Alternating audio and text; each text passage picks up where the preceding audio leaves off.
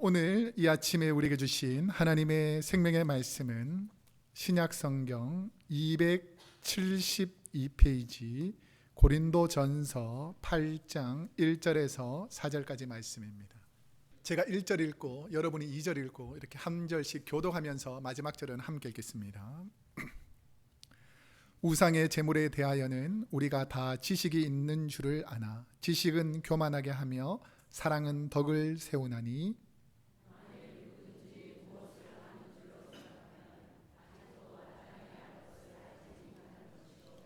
또 누구든지 하나님을 사랑하면 그 사람은 하나님도 알아주시느니라. 그러므로 우상의 제물을 먹는 일에 대하여는 우리가 우상은 세상에 아무것도 아니며 또한 하나님은 한 분밖에 없는 줄 아노라. 아멘.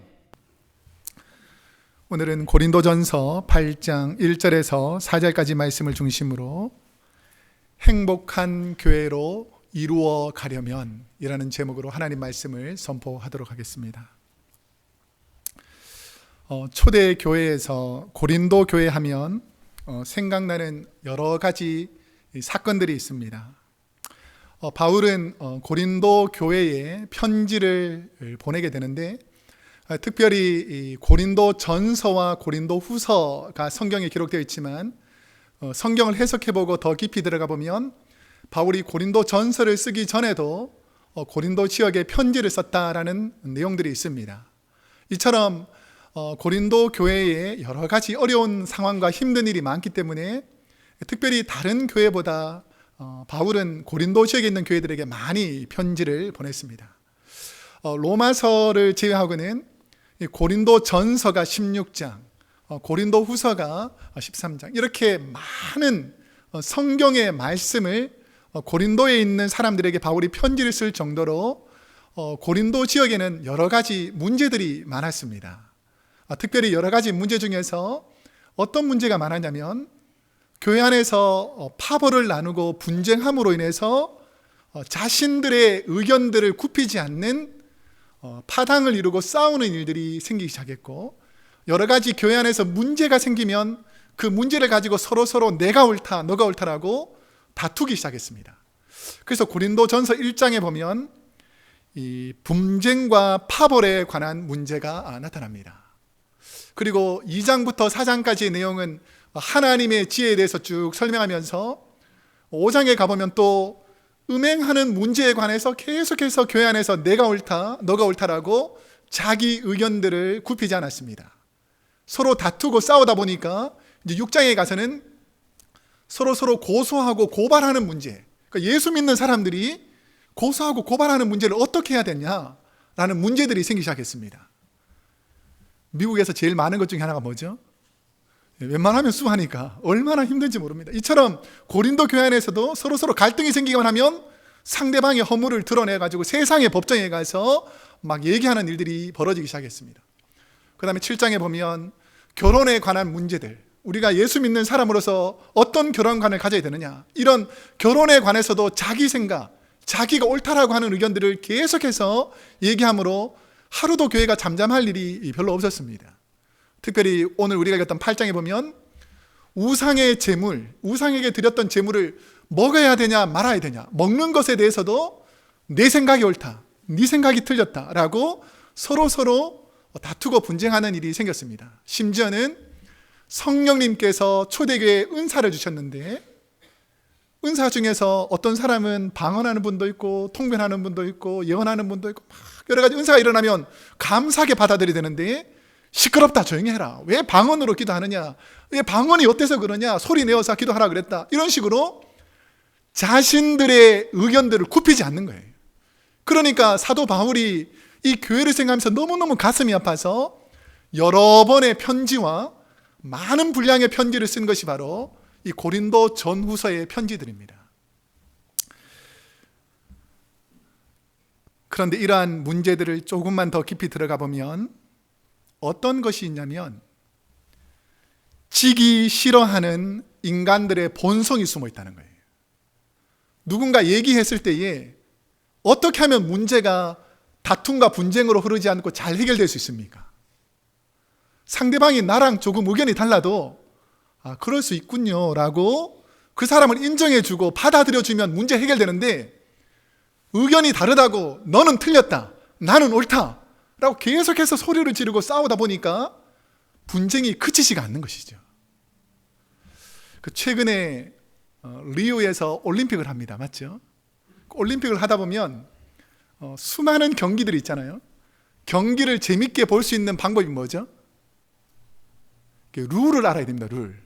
이게 어떻게 되는지 룰을 모르면 봐도 재미가 없는데, 룰을 알게 되면 훨씬 더 재밌습니다.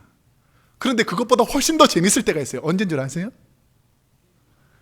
우리 편과 상대편이 있을 때 그래요. 내가 응원하는 팀, 예를 들면 뭐 한국이든 미국이든 내가 응원하는 팀하고 상대방이 있으면 훨씬 더 그 경기에 집중합니다. 축구, 양궁, 핸드볼, 펜싱 이런 것과 같이 상대와 경쟁을 하면서 경기를 하고 나면 반드시 일어나는 결과가 있습니다. 뭐죠? 승자와 패자가 생깁니다. 혹시 한국 선수들이 양궁 하는 거 보셨어요? 막 한 발 한 발 쏠 때마다 내가 거기서 쏘는 것처럼 막 긴장해서 막 응원하잖아요. 그런데 제가 어제 한 집사님 신방을 가는데 하필이면 그 시간이 축구할 때였어요. 축구. 우리 교회가 축구하는 시간에 거기 신방에 갔는데, 가보니까 우리 몇 분 성도님들이 막 이렇게 스마트폰 켜놓고 어떻게 됐냐 막 보더라고요. 저도 이게 관심이 많아서 막 지켜보고 있는데 졌어요. 축구가 1대0으로 졌어요. 그러니까 이 기분이 이렇게 다 이렇게 이겼으면 막 활기를 띨 텐데 지니까 이렇게 기분이 막 상한 거예요. 왜 그러냐면 그 응원하는 팀이 졌다. 내가 상대에서 이겨야 기쁜데 지니까 어떤 사람은 실망하고 낙심하기도 하지만 어떤 경우는 화를 내고 막 분을 내는 그런 일들이 생기기도 합니다. 이처럼 승자와 패자가 생기는 경기는 사람의 감정을 흔드는 힘이 있습니다. 그러니까 내가 무엇을 이겨서 기쁜 사람이면 내가 지면 화가 나는 것이죠. 그런데 고린도 교회 안에 이런 일들이 있었던 것입니다. 서로 분쟁하고 다투고 싸우다 보니까 내가 지지하는 팀 이기면 기쁘고 내가 지지하는 사람이 지면 막 화가 나고, 이래서 하루도 분쟁이 그치지 않더라는 것입니다. 하나님께서는 오늘 본문의 고린도 교회 성도님들처럼 저와 여러분의 마음과 생각 안에 숨어있는 내 생각이 옳다, 내가 저 사람보다 더 많이 알고 있다라는 교만한 마음에서 시작된 지식에서 벗어나서 우리 뜨거운 여름날 시원한 냉수를 마셔서 목마름이 시원하게 회복되듯이 하나님께서는 하나님의 말씀의 진리를 깨달아서 바르게 살기를 원하신다라는 것입니다. 그러면 오늘 본문이 말하는 우상의 제물이란 문제 앞에 인간의 지식이 사람을 어떻게 만들 수 있다라고 바울은 지적하냐면 1절 말씀, 우상의 제물에 대하여는 우리가, 그 다음에 뭐라고 써 있습니까? 다 지식이 있는 줄을 안다. 모든 사람이 자기 나름대로 생각이 있다는 거예요. 우상의 제물을 어떻게 되느냐라고 물어보면 다 나름대로 자기 지식이 있다는 것입니다. 그런데 그 다음이 아주 중요해요. 지식은 어떻게 한다고요? 교만하게 하며. 그 다음이 더 중요한데, 사랑은 덕을 세우나니 라고 말합니다. 그리스 헬라 문화의 중심지인 당시 마게도냐라는 도시의 남부 지역의 도시가 고린도 지역입니다. 이 고린도 지역에서는 여러 신화를 섬기는 신들이 많았습니다. 그래서 하늘을 지배하는 신, 천둥과 번개, 하늘을 지배하는 신이 제우스였고, 바다를 지배하는 신이 포세이돈, 결혼에 관해서 지배하는 신이 헤라라고 하는 여러 신들이 있었는데, 그 온갖 우상들을 섬기던 사람들이 우상에게 제물을 드릴 때에 그 짐승들을 제물로 바쳐가지고 그 제물을 드렸습니다. 그랬을 때에 그 제물들은 그 제사를 집례하는 집도자들이 그 제물들을 가지게 됐어요. 그런데 그 제물들이 워낙 많은 사람들이 제사를 드리면서 제물을 바치니까 그 고기들이 많이 남았습니다. 그리고 혼자서 다 먹고 치울 수가 없으니까 이 제물들을 시장에 갖다 팔았습니다. 그러니까 시장에 파니까 초대교회 고린도 교회가 세워지면서 사람들이 시장에 가서 고기를 사 먹을 거 아닙니까? 그런데 이게 그냥 동물을 잡아서 만든 고기인지 아니면 우상에게 바쳤던 고기인지를 잘 분별되지 않는 거예요. 그런데 그냥 잡은 고기하고 우상에게 드렸던, 한번 드렸다가 갖고 온 고기하고 차이점이 뭘까요? 가격이 다릅니다. 가격. 한번 사용했던 거기 때문에 가격이 좀 쌀 거 아니에요. 그러면 사람들은 심리 속에서 어떤 것을 사 먹을까요? 똑같으면 가격이 싼 걸 사 먹을 거 아닙니까? 그러니까 예수 믿는 사람들, 초대교회의 고린도 교회 성도님들 중에서도 우상에게 드렸던 그런 고기들을 막 사 먹는 일들이 생기기 시작했어요. 그러니까 고린도 교회 안에서 두 가지 의견이 생기기 시작했습니다. 그 첫 번째 의견은 뭐냐면 원래 유대인으로 있다가 예수를 믿었던, 그러니까 성경의 율법을 잘 아는 그런 기독교인들이 이거 잘못했다. 어떻게 우상에게 드렸던 제물들을 하나님의 자녀들이 먹을 수 있느냐? 이것은 절대로 안 된다라고 우상의 제물 먹는 사람들은 막 비난하기 시작했습니다. 그러니까 그 제물을 먹던, 우상의 고기를 먹던 사람들은 사도 바울이 말했고 예수님도 말했던 것처럼 하나님께 구원받아서 하나님의 자녀가 되었기 때문에 그것이 하나님 앞에서 우리가 죄 문제가 다 해결됐으니까 우상에게 드렸던 고기라고 할지라도 우리가 먹어도 문제가 되지 않는다라고 팽팽하게 서로 엇가울리면서 자기 주장을 하기 시작했습니다. 제가 오늘 고린도 교회에 있었던 그런 문제와 비슷한 질문을 해볼 테니까 여러분들 대답을 잘 하셔야 됩니다. 성경에 보면 먹지 말라라고 하는 음식이 있어요. 먹지 말라라는 음식. 특별히 그 어류 중에서는 비늘, 그러니까 비늘이 있는 것은 먹어도 되지만 비늘이 없는 것은 먹지 마라 그랬습니다. 그 대표적인 것이 새우, 장어, 오징어. 성경에서 먹지 마라 그랬어요. 자, 안 먹은 분 한번 손 들어보세요. 나는 이때까지 미꾸라지든 장어든 뭐 오징어든 새우든 안 먹은 분 한번 손 들어보세요. 이거 먹어야 되겠어요? 안 먹어야 되겠어요? 또 하나 질문해 보겠습니다. 그 다른 질문은 뭐냐면, 다른 전 세계의 다른 기독교 국가에서는 이런 전통이 없지만 한국 초대 교회 기독교에서 만든 룰이 있습니다.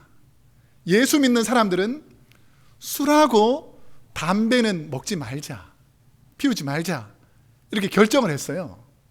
자, 그런데 새우, 장어, 오징어 먹는 사람이 더 나쁠까요? 아니면 술하고 담배 피는 분이 더 나쁠까요? 대답을 정확하게 하라 그랬습니다. 괜히 말했다 나중에 힘들어지는 수가 있습니다. 앞에 거는 성경이 하지 말라 그런 거고 두 번째는 우리끼리 정한 거예요. 나중에 알려드리겠습니다. 바울은 고린도 교회 안에 서로 다른 지식과 생각 때문에 생기는 다툼과 분쟁의 원인, 왜 다툼이 생기는가, 왜 분쟁이 생기는가, 이것을 자세히 들여다보니까 그들이 가진 지식의 교만에서 그 다툼이 시작된다라는 것을 지적합니다. 신앙생활에서 옳다고 생각되고 교회를 위해서 우상의 제물을 먹지 말자라는 고린도 성도들의 주장이 왜 교만이라고 말씀하실까? 저는 이 부분을 다시 한번 더 깊이 묵상해 보게 됐습니다. 분명히 생각해 볼 때는 이게 잘못된 것 같은데 왜 이것을, 잘못된 것을 하나님께서는 참 잘했다, 너 지식이 대단하다 이렇게 칭찬하지 않고 이러한 지식들이 결국은 교만에서 시작되었다라고 우리에게 말씀하고 있는가? 왜 바울이 우상의 제물을 먹는 문제에 관해서 논쟁하는 고린도 성도들에게 인간의 지식에서 시작된 교만과 하나님의 사랑에서 시작된 덕에 관해서 말씀하는지가 저는 궁금해졌습니다. 왜 이렇게 말씀하셨을까? 근데 바울은 무엇을 알고 있다고 교만한 지식을 내뱉는 사람들에게 오늘 본문 2절에서 우리의 정체성을 말합니다. 2절 말씀 한번 읽어보겠습니다. 시작. 만일 누구든지 무엇을 아는 줄로 생각하면 아직도 마땅히 알 것을 알지 못하는 것이요. 바울은 누군가 무엇을 알고 있다라고 생각하면 벌써 교만함이 그 안에 들어간 지식은 하나님의 그 깊은 뜻을 모르고 있다라고 지금 설명하고 있습니다. 바울은 하나님을 경외할 때 생기는 지식과 세상적인 관점에서 시작된 스스로 무엇을 알고 있다는 교만에서 시작된 지식을 비교하면서 참 지식이 무엇인지를 고린도 교회 성도들에게 오늘 말씀으로 설명해 주기 시작합니다. 원래 이 지식이라는 헬라어는 그노시스라는 단어입니다. 그노시스. 그러니까 이 지식이라는 것은 뭐냐면 하나님에 관하여 아는 것. 그러니까 하나님에 관해서 잘 아는 지식이 하나님께서 우리에게 알려주고자 하는 지식이라는 것입니다. 그런데 하나님의 말씀, 계명을 지키는 것과 아주 밀접한 것이 뭐냐면 하나님을 잘 알아야지만 하나님에 관하여 그 지식으로 잘 알 수 있다는 것이죠. 자, 그러면 하나님을 잘 알기 위해서 우리가 하는 일이 뭐냐면 어떤 분들은 기계적으로 성경을 많이 암송하는 분들이 있습니다.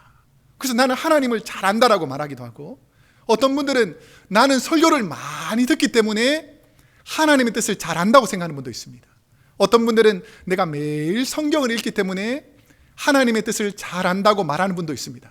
이게 아주 중요한 것입니다. 암송하고 성경을 많이 듣고 하나님의 말씀을 듣고 성경을 읽는 것이 하나님의 뜻을 아는 도구가 될 수 있습니다. 그런데 이것이 내 지식을 자랑하거나 내 의의를 드러내는데 이것이 도구가 된다면 어쩌면 인간의 교만한 지식이지 하나님이 알려주고자 하는 그 하나님의 뜻을 모르고 내 생각이 하나님의 뜻이라고 착각하면서 생각할 수 있다는 것이죠. 그래서 하나님에 관한 지식은 하나님의 마음, 하나님의 뜻을 얼마나 잘 아는가가 바로 하나님의 뜻을 잘 안다는 것이죠. 제가 이 부분을 설교를 준비하면서 한국의 한 여교수님이 준비한 아버지의 마음에 대한 영상을 보게 됐습니다. 연세가 많은 아버지가 직장에서 이제 리타이어를 하게 됐어요. 은퇴를 하게 되니까 이제 집에서 특별한 일이 없고 집안에서 이제 보내게 됐습니다. 그러던 어느 날 아들에게 전화를 합니다. 그 전화를 해서 잘 지내냐? 밥은 먹었느냐? 라고 아들에게 전화를 거니까 아들이 전화를 받으면서 뭐라 그러냐면 혹시 무슨 일이 생긴 거 아닌가? 이렇게 해가지고 아버지 왜 전화하셨어요? 라고 물어보는 거예요. 그러니까 아버지는 그냥 할 말이 있어서 너에게 전화했다. 그러니까 아들이 무슨 할 말이 있으신 거예요? 혹시 돈이 필요한 거예요? 저도 힘들어요. 그러자 잠시 정적이 흐릅니다. 그리고 아버지는 아들아 사랑한다.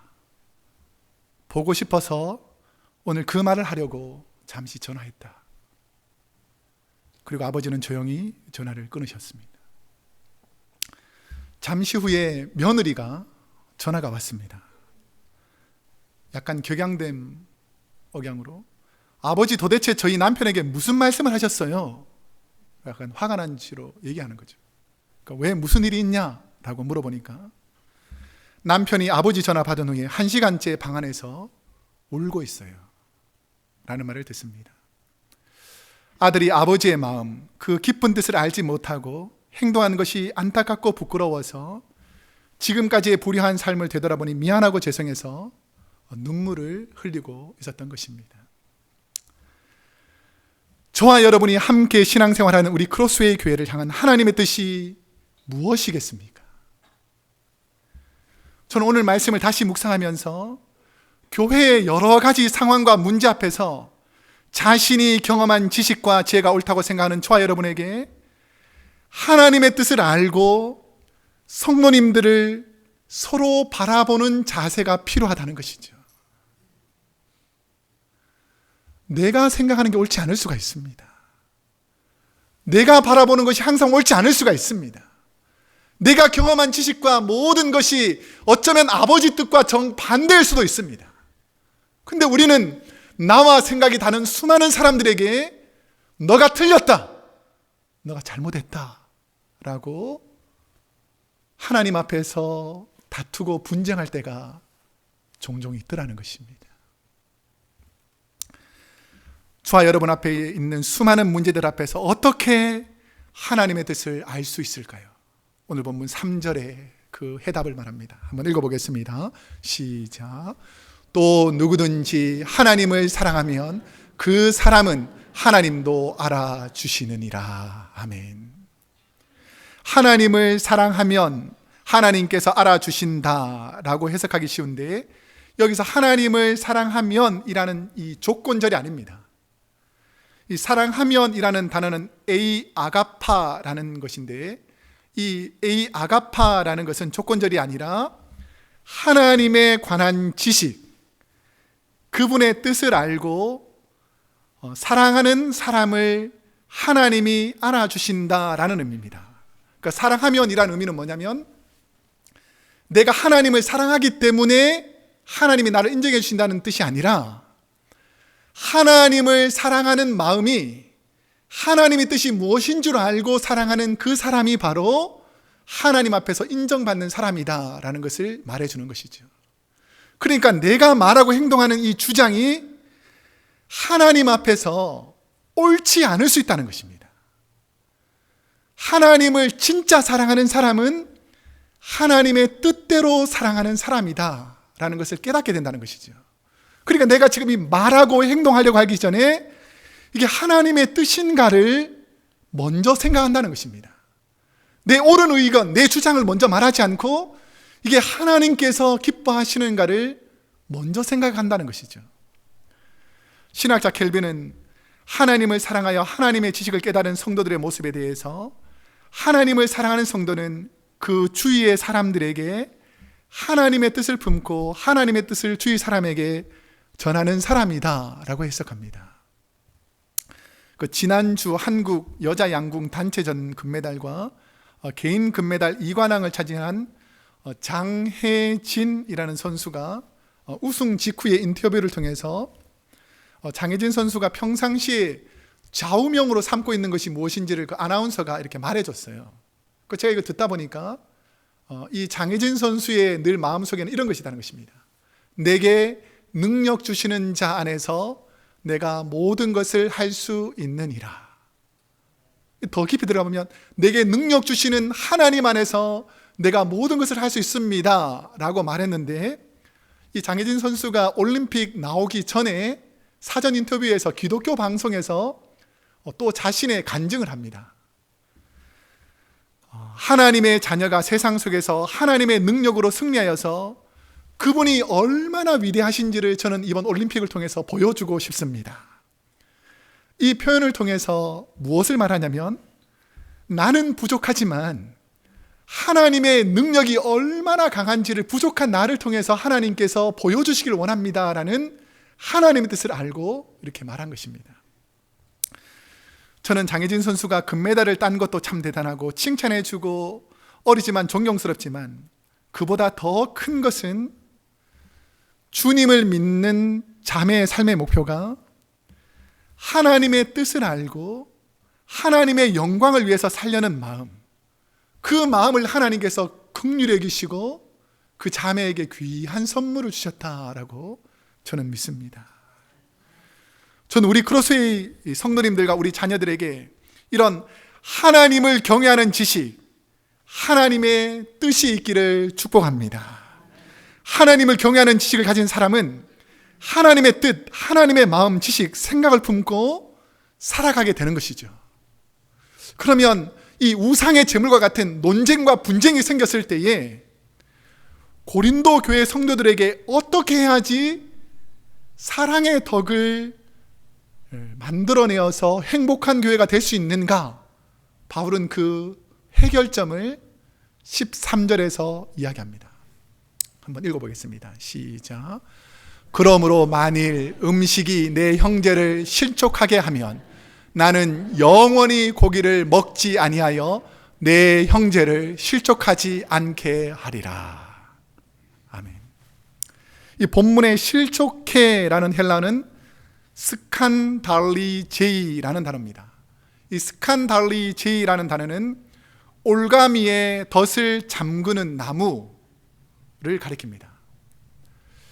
바울은 나의 판단과 논쟁과 비판이 구원받은 형제를 넘어지게 하는 행동, 이런 것을 하지 않게 하기 위해서 옳고 그름이 아니라 연약한 내 형제가 실족하지 않게 하기 위해서 연약한 자들을 위해서 스스로 결단합니다.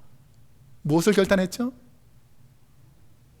형제가 실족한다면 어떻게 한다고요? 나는 한 번만, 두 번만, 아니면 세 번만, 얼만큼? 영원히 고기를 먹지 않겠다는 거예요. 저는 막 시험 들 것 같아요. 고기를 워낙 좋아하니까.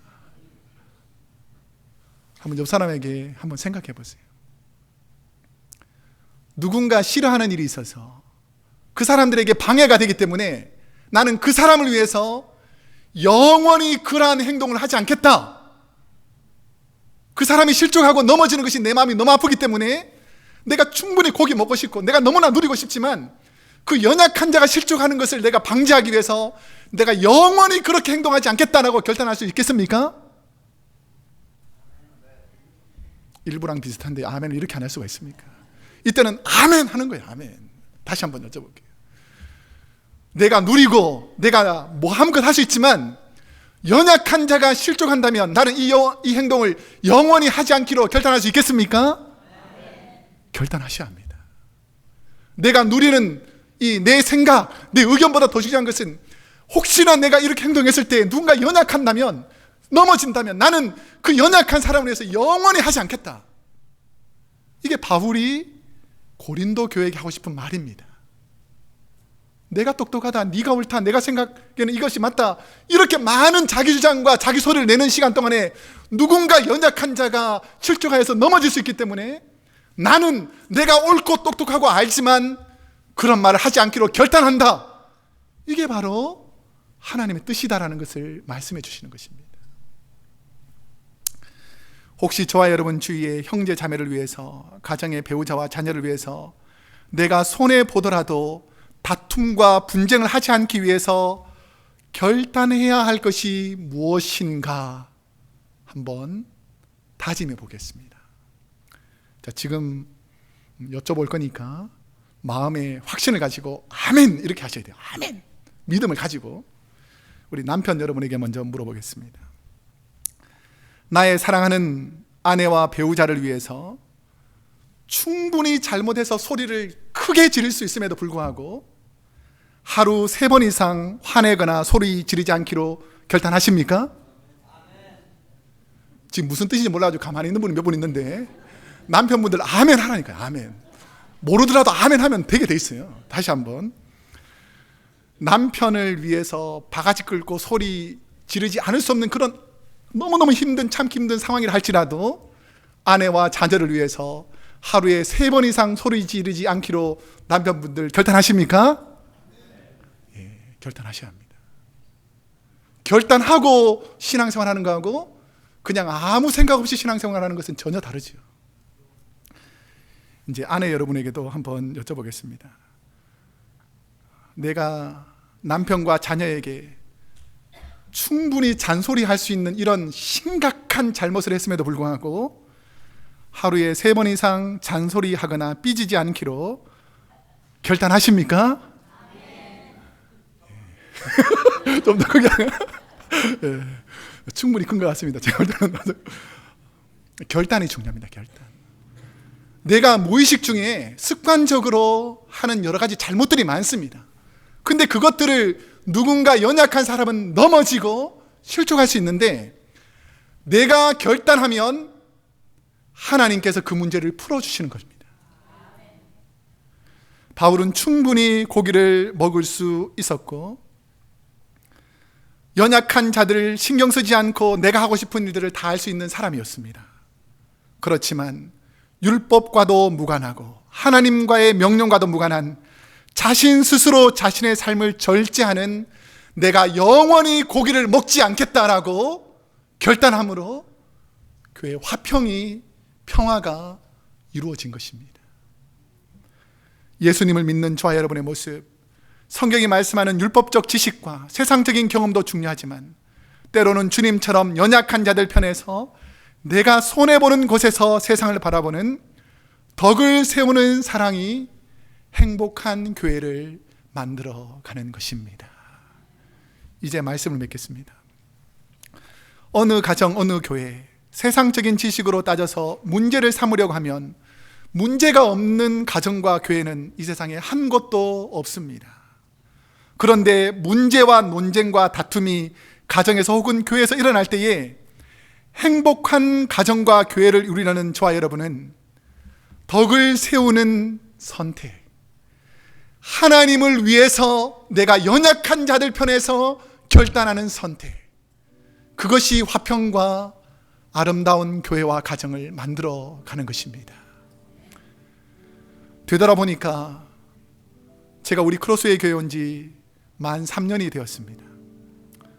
문제도 있었고 어려움도 있었지만 우리 사랑하는 성도님들의 배려와 희생, 아름다운 섬김과 헌신을 통해서 하나님께서는 우리 크로스웨이 교회를 하나님이 기뻐하시는 행복하고 아름다운 교회로 날마다 만들어 가실 줄로 믿습니다. 그 하나님의 은혜, 한량없는 은혜, 내가 부족함에도 불구하고 여전히 베풀어 주신 그 하나님의 은혜, 그 하나님의 은혜를 한번 이 시간 한번 묵상해 보겠습니다. 우리 다 같이 눈을 감고 이 시간 한번 기도할 때에 저와 여러분이 우리 주위의 연약한 분들을 실족하고 넘어지게 하지 않았나 한번 생각하시고 손해 봐야 할 부분을 한번 묵상해 보겠습니다. 화를 내지 않고 남을 배려하고 가정에서 교회에서 겸손하고 온유하신 주님의 성품을 닮아가도록, 그래서 우리 교회와 가정이 행복한 교회가 되도록 우리 한번 이 시간 합심해서 통성으로 소리를 내어서 하나님 우리 교회가 이런 교회가 되게 하여 주옵소서. 우리 한번 간절한 마음으로 기도하며 나가겠습니다. 기도하겠습니다.